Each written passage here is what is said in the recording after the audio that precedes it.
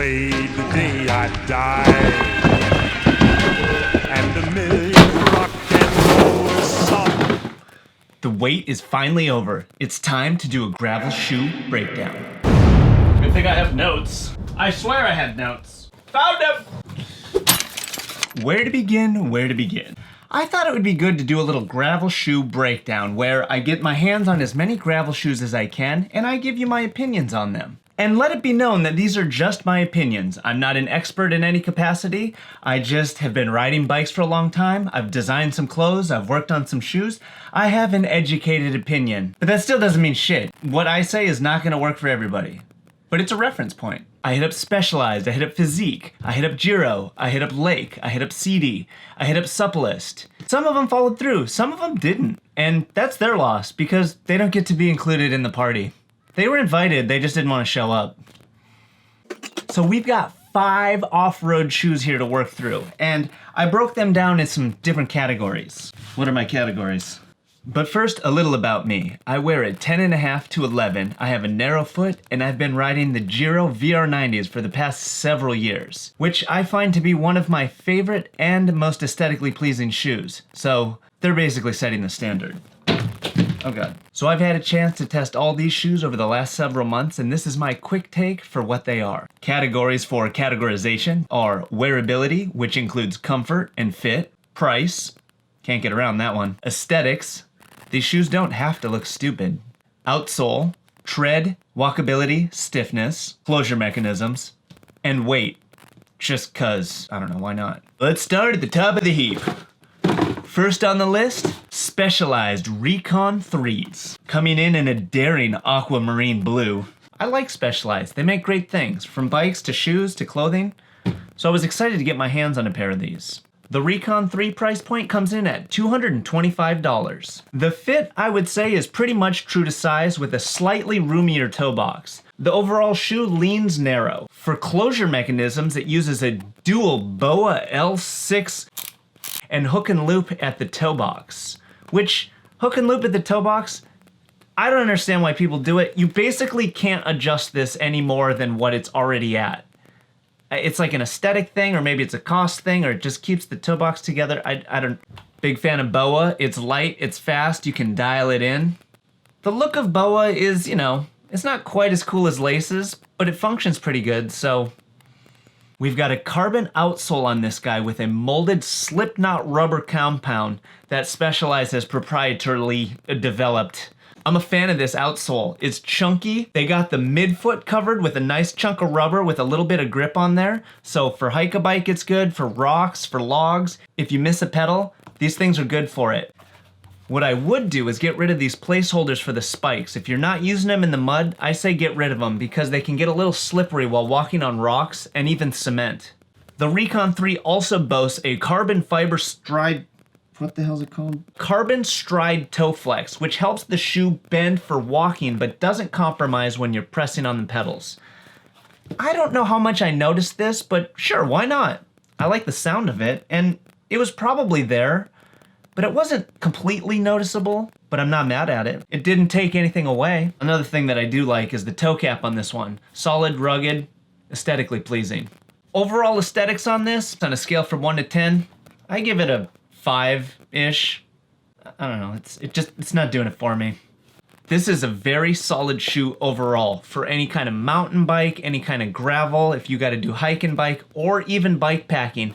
Anything that you might have to walk around on some hairy stuff, this is a good match. And a carbon outsole is just a solid shoe. Size 44 with a cleat, weighed in at 415 grams. How many shoes? Camo juice. Next up, we've got the Giro Venata. This shoe comes in at a price point of $180. The fit on this shoe is fairly true to size with a wide toe box. I would say this shoe lands somewhere between a narrow shoe and a wide shoe. It's just like normal, medium, I don't know what to call that. This shoe probably ranks the best for walking amongst all the shoes. It's got a very stable, wide outsole. This thing measures at 96 millimeters. It's got a nylon shank, EVA midsole, and a boatload of rubber. They even got the midsole covered. There's rubber everywhere on this thing. So if you gotta do a lot of walking, this is a really good match. Closure mechanisms on this guy is a single BOA L6 and a little bit of hook and loop at the toe box.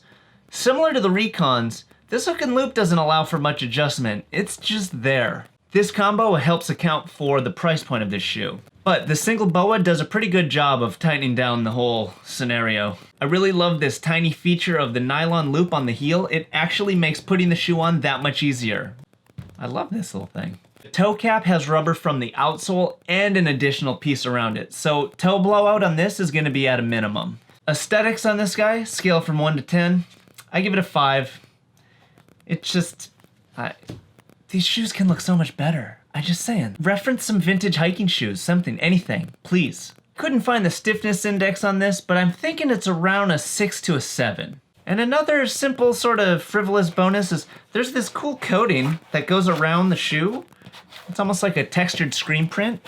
It's like a cool tactile quality that makes the shoe feel a little more rugged. The weight of one size 45 with a cleat is 501 grams.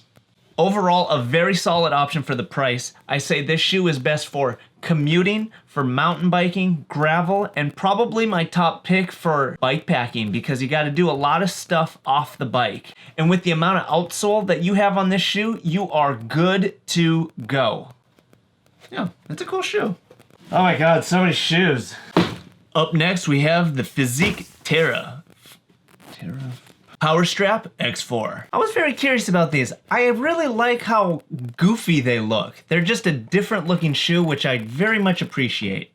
Olive drab seems to be quite the on-trend color at the moment, which is fine. I'm not mad at it. This shoe comes in at a modest $149. The fit on these is pretty true to size. I would say that it's a narrow shoe pretty much the whole way through. I personally found there were hot spots at the lateral back, which is basically the outside back portion of the shoe, kind of around my heel. I don't know what the hell it was, but there was this weird, it almost felt like an additional arch by the heel, and it was very obnoxious to me. But every shoe fits every foot different, so. This guy uses webbing with a hook and loop closure mechanism, which I think looks very interesting because it's so different, but the drawback is there's not a lot of opportunity for fine-tuning the fit. You basically get what you get. Hook and loop, you don't get to micro adjust very easily. The website claims that their cross pattern helps you dial in the midfoot and the instep. I didn't really notice. I just found that you kind of get one setting and that was pretty much it.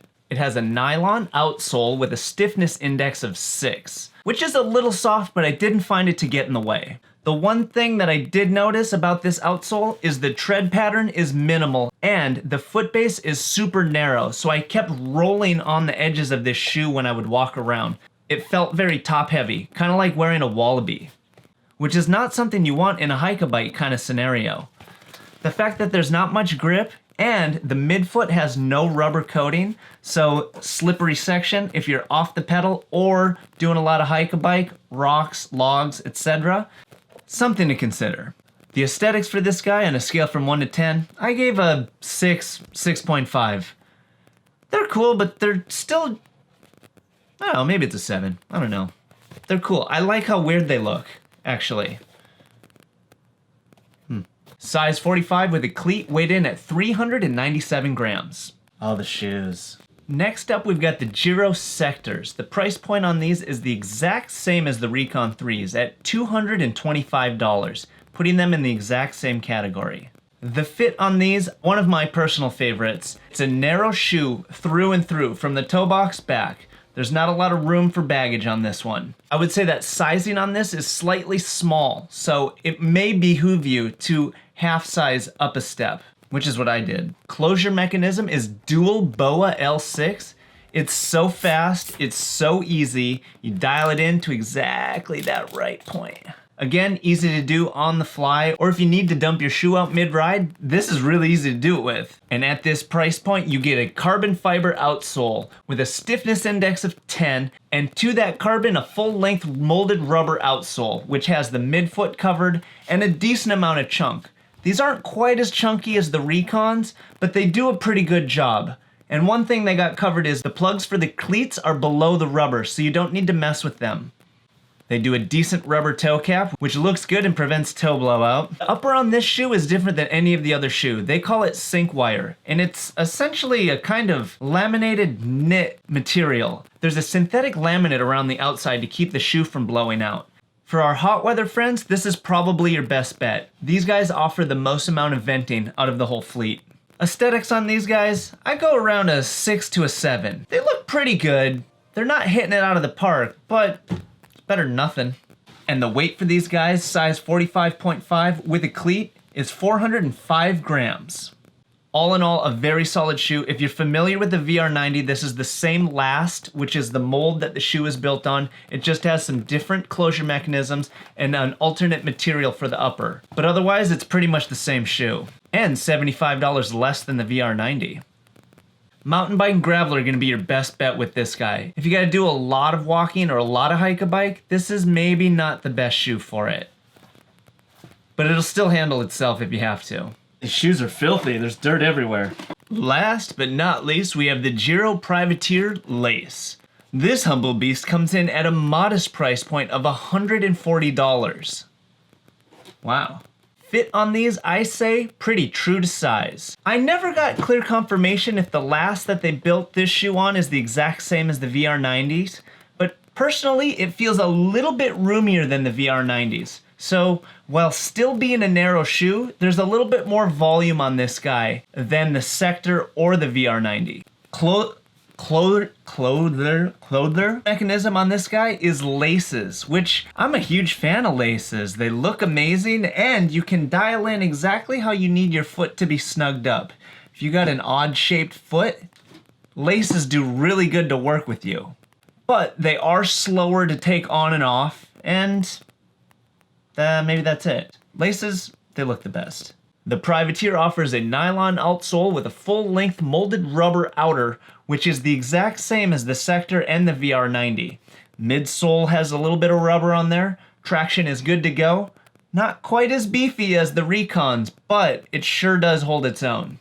Aesthetics, on a scale from 1 to 10, I give this guy an 8 to a 9. Out of the whole bunch, this is my favorite looking shoe, which is amazing because it's also the cheapest shoe. Which is why I think this is my top pick of the whole bunch, because the price point is so good, the aesthetics are so good, the fit is solid because of the laces. I'm just like, I don't know. This one really does it for me, and I'm very surprised and super stoked that it's not the most expensive shoe. Size 45 with a cleat weighs in at 414 grams, which is the exact same weight as the Recons. Little bonus is there's reflective bits in the laces, which are just kind of classy.